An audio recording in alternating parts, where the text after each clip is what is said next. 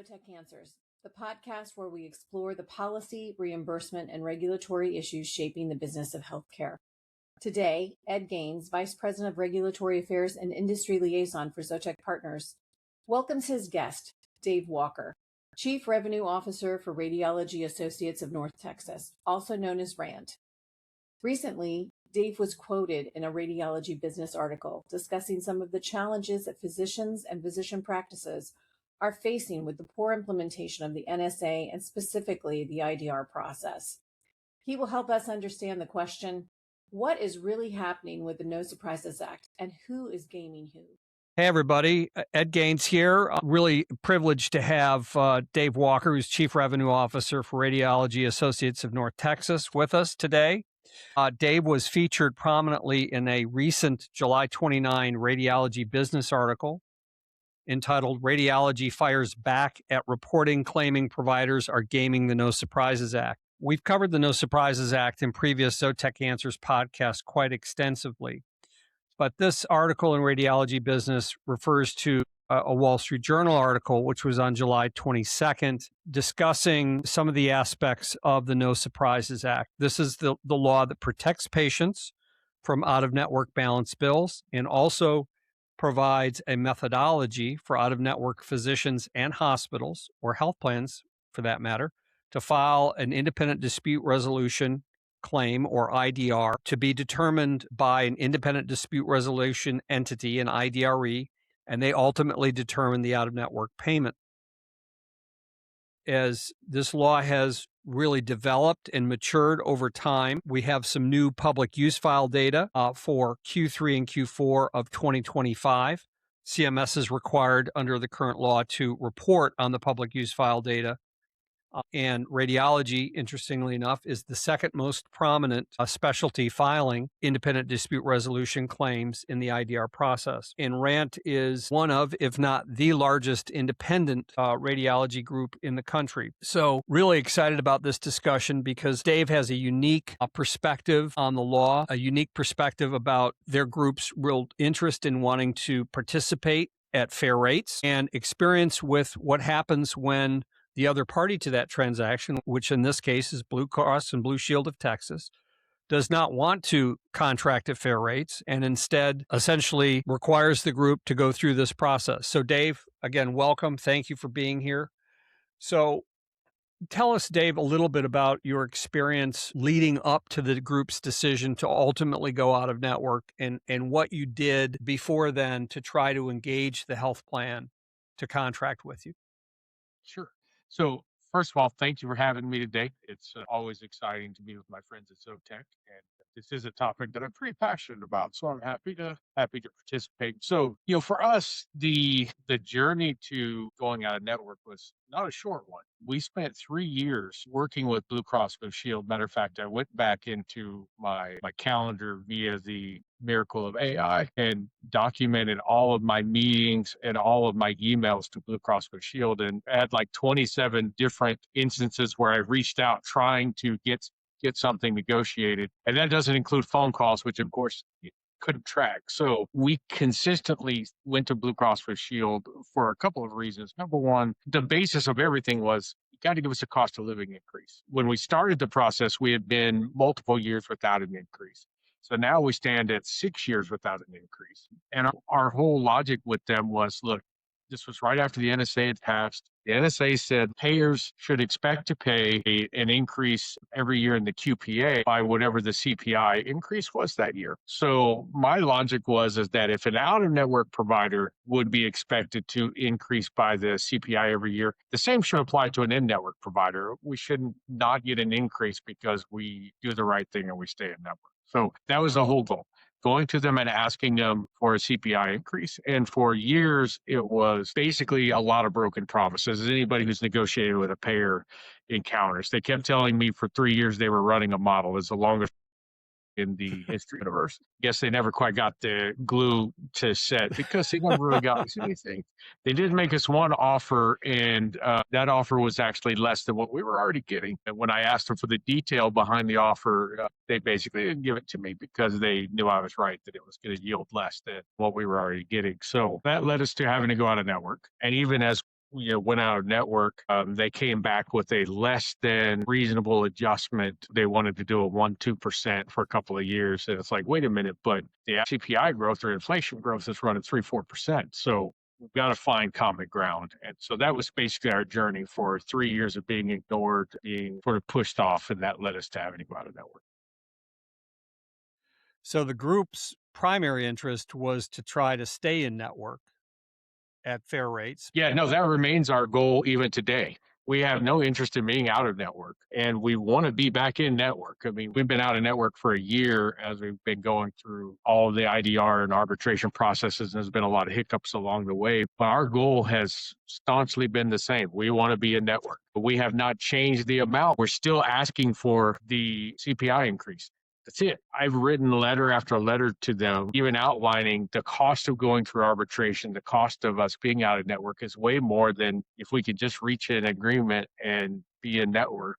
That is absolutely our goal. We have no desire to stay out of network. It's best for patients. It's best for us. It's best for the whole system to be in network. We just needed to be at a fair rate. So for background for the listeners, it's important to remember that the law requires that the plan make that initial payment, it's called the QPA, the qualifying payment amount, based on what the median allowed amount for that particular CPT, for that geographic area, for that specialty would be as of January 31, 2019, adjusted for inflation, as Dave is indicating. That current inflationary adjustment is 28%, 28% since January 31, 2019. So when Dave is asking the plan to step up and do what they would normally have to do under the law anyway for an out-of-network provider in an in-network agreement, it isn't unreasonable to be asking for the inflationary adjustment, especially given the fact that the group for years had no inflationary adjustment. So you decide to go into the IDR process. So you have claims that are subject to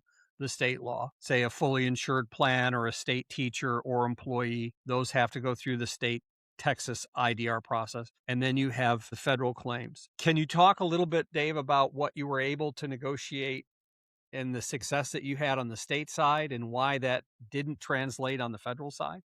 Sure. Yeah. So on the state side, we had to get around some hurdles with the state. The state of Texas process initially limited your batches to $5,000 total in the batch and 5 claims, which the problem from a radiology perspective, our average charge is about $110. So our average batch would be about 5 times 110. So call it $600, $550 for you math wizards out there, which I don't claim to be one, but and the average fee that an arbitrator charges to both sides is the low end is $750. The average is probably more like $1,000.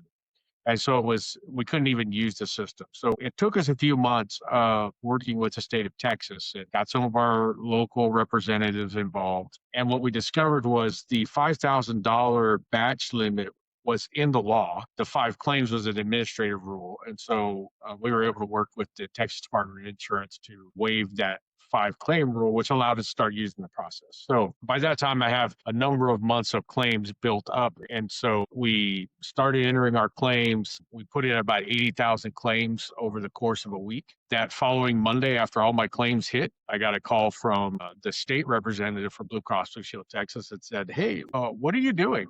I'm like, "Well, as you know, we're out of network." And she's like, "Well, can we work out a deal? I'm going to keep these from going to arbitration." And so I told her, "Look, this is what we want. We wanted the CPI increase. You give that to me, and yeah, we'll work out a deal." So within 2 weeks, we had a signed LOA on the state side claims. Not a single claim went to arbitration. Neither side ended up paying any fees. What's interesting is the whole agreement had to be taken to in the state of Texas, the 2 biggest groups on that qualify for the state process are the Texas teachers and the state employees. And so both of those groups had to be consulted, and they said, "Hey, this is what they're asking for.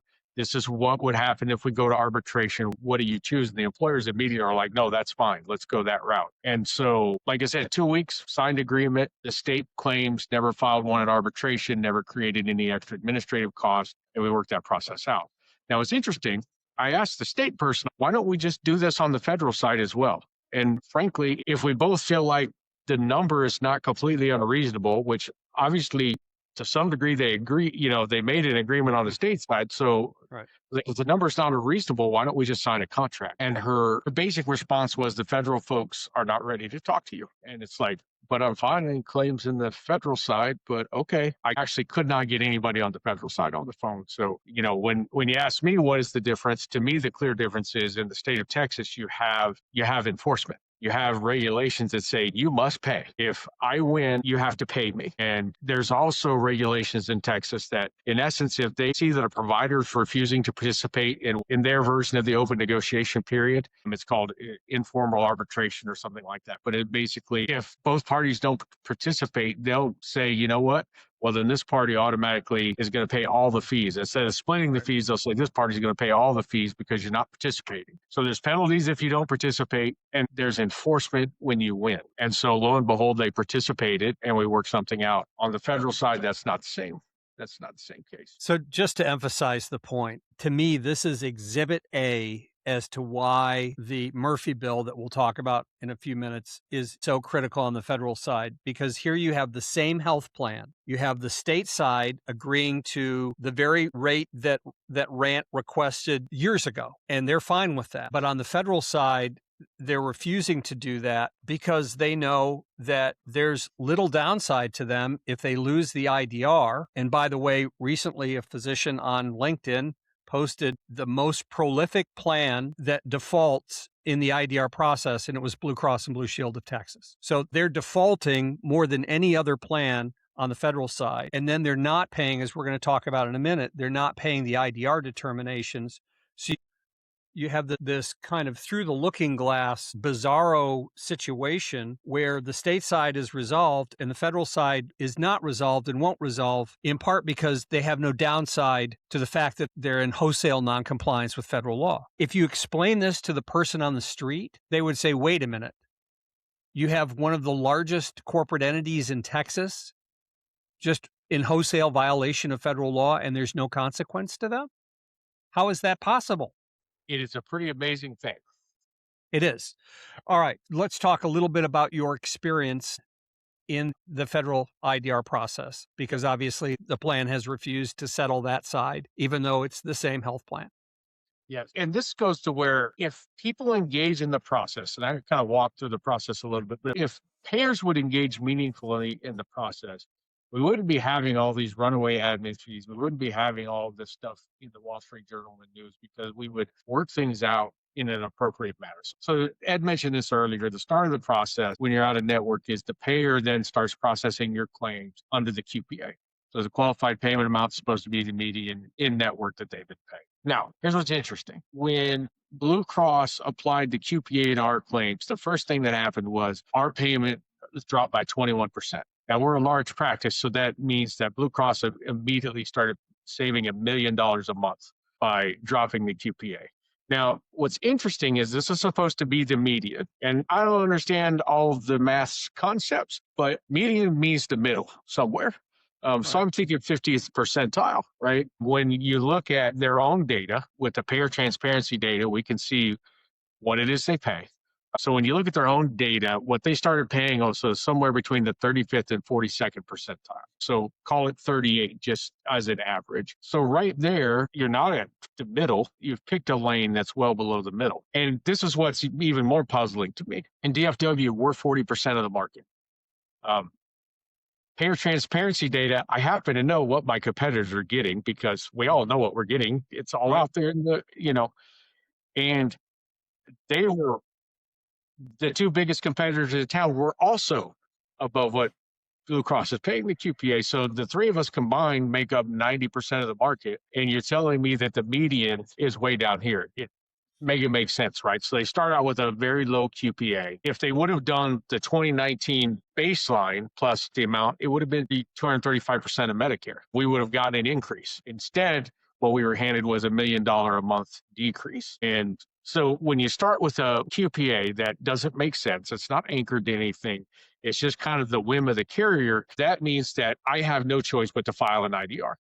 Right? There is no way for me at that point to avoid the process. Anecdotally, I've heard some other practices where an insurance payer will do the right thing and they'll say, you know what, I will pay the actual QPA, the actual market median. And the practice is like, well, that was better than I was getting in network, and that's the raise I wanted. So I'll just take the QPA and move on, and nobody loses. And nobody pays fees. There are no fees. And in our case, by the way, the fees are actually more than what we're asking for to raise. That's what doesn't make sense, is that you're going to pay more in administrative fees than you would in just giving me a raise. So, and everybody talks about, well, it's not fair that the payers are always losing. The reality, though, is in this process, the arbiter has to make a decision between point A and point B. And on this side, they get a QPA that they can definitively see is below market. And so then the provider gives whatever they give, and they know this is wrong. They know that, hey, the below market QPA, I can't side with that. So by default, the provider wins because they're the only one even giving something within reason. If you don't want to lose 95% of the time, actually participate in the process. Start with a QPA that makes sense. And when you get an open negotiation, actually make an offer. And that's kind of the next step in the process, right? If you don't accept the QPA, then you go into open negotiation. Unfortunately, on the QPA issue, just so everybody knows, CMS has suspended enforcement that they have on the QPA in doing audits because of a number of factors, and they've extended that enforcement over multiple years. So basically, we have the health plans determining a QPA, as Dave said, out of whole cloth with no reference to anything that's real. And it's important for listeners to know the rates that the health plans are paying, both in network and out of network, have to be published under federal law. And that's been true since the first Trump administration. And that data is now readily available. So Dave knows exactly what the other groups are getting.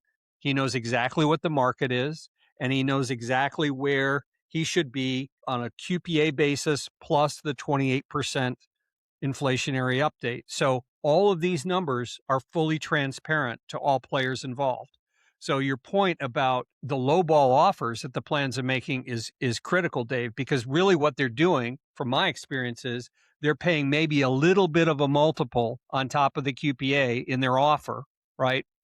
And so you start with a low base, and then you add, let's say, 10, 15, 20% to that. It's still unreasonably low relative to the market.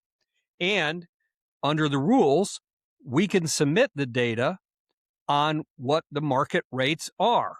So the IDRE, the referee on the field, gets to say, oh, well, the rates are X, and we can see clearly that the offer by the health plan is Y and way below the market rates of X. So the transparency and coverage data here is critical to showing the IDRE that the plans are lowballing not only the QPA, but also their offer. Yeah, no, absolutely. And that's the thing, is if you start with a low starting point, you're never going to get there. And I wouldn't pull the usage data just for grins and giggles, actually, so I could talk to Congress about it, but I went and pulled a lot of the usage data. And the reality is that not only are the QPAs low, but generally speaking, the offers they make in open negotiation rarely vary off the QPA. So it becomes that you start with a low ball offer.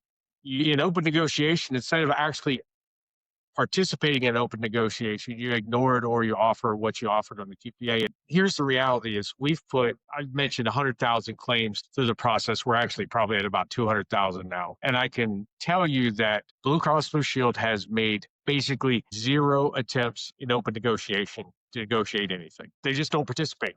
They just don't make an offer. And what's funny is I had a congressman's legislative aide tell me, it's like, well, they tell us that they're overwhelmed and they can't get to them. And I'm like, have they heard of a bot?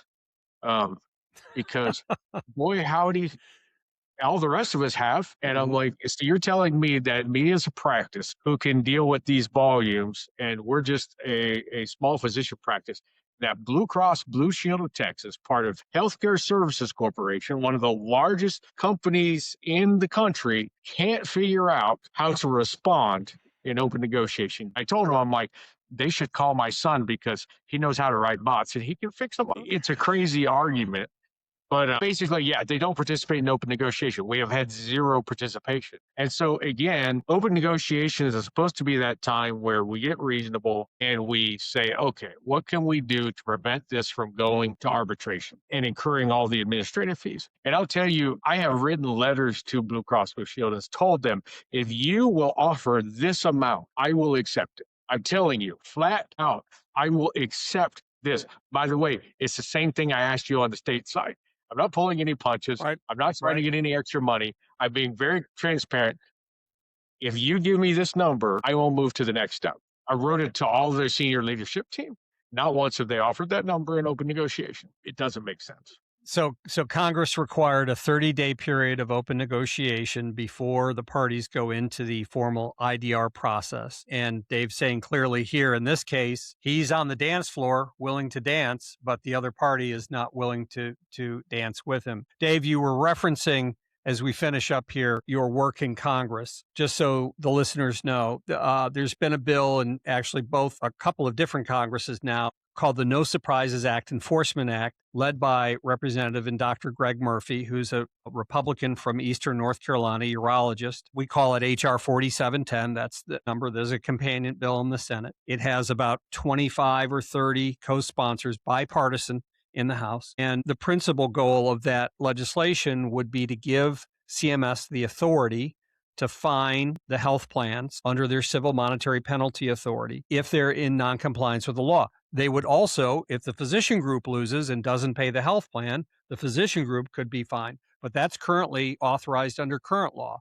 So interestingly enough, CMS can penalize the physician in the hospital under their current, what we call the CMP authority, but they can't currently penalize the health plan. So this law would correct that problem, and it would give Dave's group, in the case of a non-compliant situation where Blue does not pay the IDR determination within 30 calendar days, they would get treble damages and interest on that award. Dave, talk about what your reflections are from your advocacy. You've been very, very active with the American College of Radiology and other partners. I know we've joined you at Zotec Partners in many of those calls. What are your takeaways from your work in Congress on this? Yeah, in essence, the takeaway is that Congress has basically been flooded with messaging from the carriers saying that the physicians are the bad actors. And so it's been hard getting this bill moving out of one of the committees to actually mark it up so they can go to the floor for a vote. Or get attached to another legislative package. Recently, we've gotten a little bit of room where the Ways and Means Committee is looking at a markup, which is a big victory to actually get it out of committee. But that's the thing, is they've been kind of following the insurance carrier narrative. And here's why it's a bad, and look, I'm not going to pretend that there probably aren't some physicians abusing the process. But here's what happens. If you have enforcement and everybody actually goes into the process and does the right thing, you responded, you have true open negotiation, you have true QPAs, you work towards not incurring a bunch of administrative expenses. What we would do is we would find a middle ground, and a lot of people would settle out and there would be no problems. Like in our group's case, we would already be back in network and everything would be fine. But when the payers refuse to participate, what happens is it forces everything into IDR. It forces the administrative fees, and then you can't sort out who's gaming the system and who's not. It becomes very muddy, and it's real easy to stand there and say it doesn't work, it's broken, and people are taking advantage when you refuse to participate, when you refuse to engage, and frankly, you refuse to follow the law. Some interesting things is you don't understand all the awards we're paying out. Yeah, I know, for example, with us, we've won $5 million worth of awards, but we've only been paid $1 million, which may seem like big numbers, but remember, they're saving $1 million a month. So, and you're not paying the awards, you're not paying what's owed. Right. You know, it's a nonsensical situation when, wait a minute, you're running up administrative costs that you're just passing back to the employers. Matter of fact, we were talking to some brokers that we work with on the insurance side who do our own insurance, and they were saying that, you know, they're fed up with the payers because, you know, there's been a balloon of price increases. Payers say it's the physician's fault. And I know from my perspective, when I take what's going on with my practice, it's not the physician's fault. It is squarely on the payer. And you're the one who wanted to incur all these administrative fees. We have worked this out a long time ago and for a fraction of the money. And what everybody needs to understand is when you go to IDR, and I don't want to get too technical, but when you go into the IDR process, all of a sudden there's batching fees. And in radiology, and I don't want to take too big of a shot at the folks who wrote the rules, but in radiology, the rules don't really make sense because you have to batch first at the employer group level, which means you're not going to have large batches anyway. Right. And then you have to do it by CPT code groupings, of which I think the current number of CPT code groupings is 14 CPT code groupings. So then you're watering that down to where, as a group, our batches are coming out at like 6 claims a batch or 6 CPT codes a batch, which is going to average, $660. So they say I did the math this time as the batch, but the fee is going to be about $800 total with all the fees involved. So the administrative fees bigger than my whole batch ask. Right. And so, I've even gone to Blue Cross and said, look, if you don't want to be a network and you wanted me to take this through the IDR process, great. Let's even talk about doing a different batching rule. Let's talk about doing 50 or 100 or 150 claims in a batch. Let's not, because then we would be talking about $1 million in batching fees. But at their insistence, we're talking about 30 or 40 million in batching fees. And then they turn around and say, well, it's the physicians. I came to you and said, this is crazy. Let's not do this to our employers. Let's not do this. I don't want to see that happen. I'm a Texas citizen. I don't want to see my fellow citizens paying more for healthcare because we can't work through the process. But this is why, if a payer doesn't participate and if they refuse to, and they just want to say it's broken and they don't want to participate, we can't move forward and we can't figure out what works and what doesn't work. Because right now, without enforcement, frankly, from a physician side, it doesn't work very well. And we went and talked to a whole bunch of other physician groups. Ed's worked with the EDPMA, and what we're consistently seeing is somewhere around 50% of awards never get paid. Right. And so even when they say, oh, we're having to pay out all this money, yeah, but half of it you don't ever pay. Right. And you could way reduce your fees. You could get out of even paying these hefty awards if you worked towards reasonable in-network rates. I know payers don't like to pay more. They don't like to give raises, but what industry doesn't think you have to take care of cost of living? Right. And it's an access to care issue at the end of the day. That's what we're really talking about is these are hospital-based physicians, in many cases treating patients coming into the emergency department, which are required by law to receive medical screening services and stabilizing care. So the right thing to do for the patient, but at the end of the day, then the plans don't pay and there's uncompensated care and there's access to care issues as it relates to that. Well, Dave, I just want to thank you for this great discussion. I want to remind everyone that we'll put in the show notes a link to the ZPAC link to the Murphy bill so you can send a call to action notice to your representatives. We call it 10-second advocacy. It literally takes about 10 seconds to send an email off this platform to your representatives, because that's the only way we're going to get to preserve the access to care that we're talking about, is to get an enforcement bill passed by Congress to support the great bill that they passed back in 2020. And the good news is, where this law really works is it protects the patient. The patient's completely protected.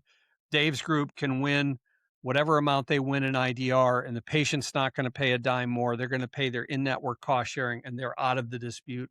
That was a provision of the law that we supported from day one in the physician community. So again, Dave, thank you, sir, for a great discussion. And we look forward to talking to you all in the future. Thank you very much. Thank you for having me. Y'all have a great day. Thank you for listening to Zotec Answers. And thanks to Ed Gaines and our special guest, Dave Walker from RANT, for sharing their insights and understanding of what's really going on with the NSA and the IDR process. If you have topics you'd like us to cover, please email us at zotecAnswers@zotecpartners.com. Until next time, stay informed and stay engaged with your lawmakers.